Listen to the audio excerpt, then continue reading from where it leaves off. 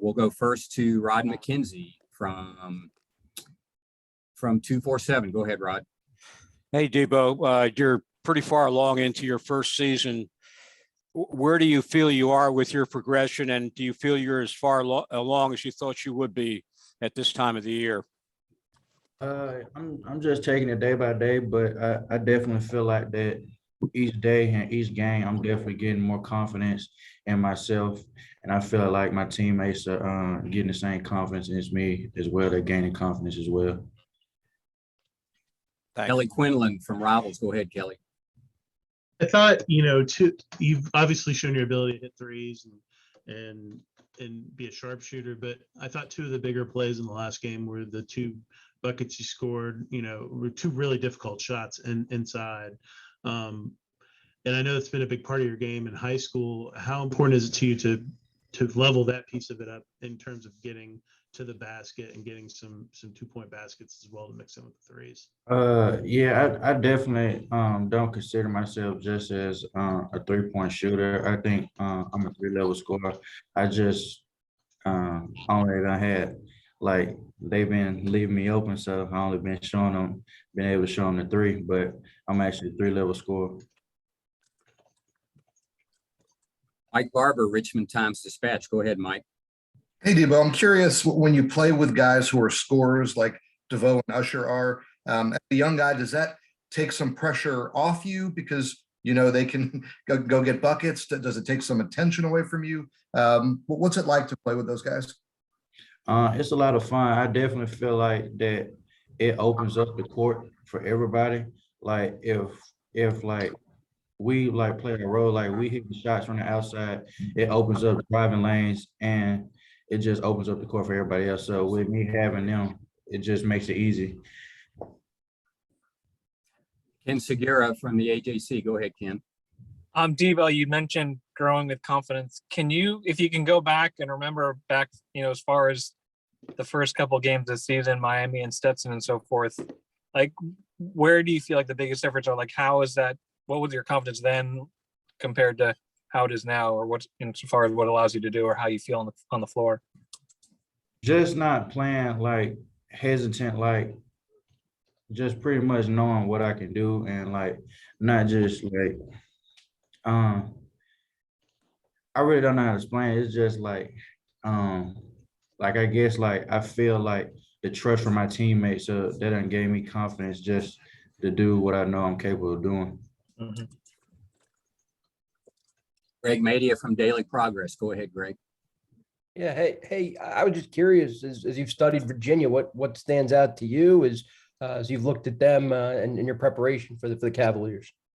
I know they're a well-coached team and they're bought in really well on the defensive end. So I know we're gonna have to execute on the offensive end for sure. Back to Mike Barber with the Richmond Times-Dispatch. Mike. Yeah, Deebo, one more on Virginia. When you look at Kihei Clark, he's upped his scoring here the last 5 games. That's helped them win 4 out of 5. What does he do well? What does it seem like he does well? And what are some of the keys to maybe limiting scoring impact? I'm not too sure. We haven't really gone over personnel that much. But all I can say is I know we've been really heavy the last few practices on defense structure. So I'm pretty sure today's practice and next practice we're gonna be focusing and bought in on defense as well. Thank you. Yeah, just to chime in on that, we did not practice yesterday, so they really haven't got into heavy prep for Virginia yet. Let's go to Kelly Quinlan. Kelly? Deebo, just in terms of, you guys are in this big stretch of games here, kind of what has been the message from Coach Patzner to you guys? Obviously a frustrating loss at Miami. Just kind of what do you guys need to do here down the stretch to finish the season strong? Really, the message really, it was just keep our heads up.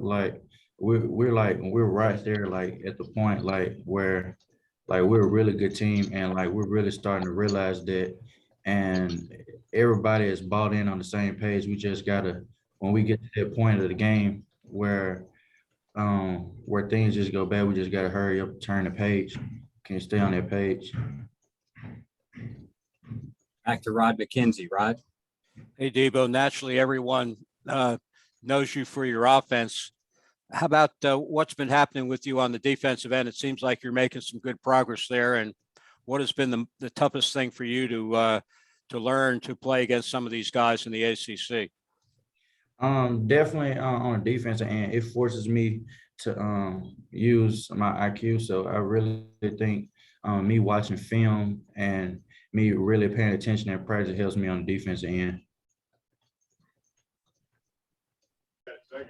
Back to Ken Segura. Ken? Deebo, am I correct in understanding that you've known Coach Pence for a long time? Like you worked out with him, or you went to his camps when you were before high school? I have back when I was at University of Memphis. Okay. What do you remember about that? Pretty much everything that I know today. I mean, he's the same person. Always got a smile on his face. Energetic guy. What was he like as I mean, what did he help you with, or how did he? What was your first impressions of him? Like I said, he had a smile on his face. I mean, it was a long time ago, like 6th grade. So I can't remember off the top of my head. I just know he did enough, obviously, for me to come back and go to school here. Okay, we could probably take one more if anybody has one. I have one more, if it's all right. Okay, go ahead, Kent. The Clayton State game, your shooting particularly hadn't, it kind of tailed off a little bit.